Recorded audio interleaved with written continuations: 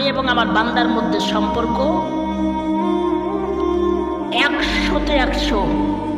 আমি মা তার ছেলেকে যেইভাবে ভালোবাসে তার চাইতেও আমি আল্লাহ তাআলা আমার বান্দাকে তার চেয়ে 100 গুণ বেশি ভালোবাসি। সুবহানাল্লাহ বলেন, সুবহানাল্লাহ।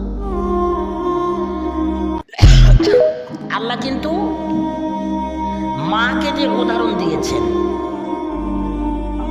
পৃথিবীতে তো বাবা ছিল, ভাই ছিল, বোন ছিল, বিবি ছিল, সন্তানাদি ছিল, কারোর উপমা আল্লাহ তাআলা দেন নাই। আল্লাহ আপনার মার উপমা দিয়েছেন।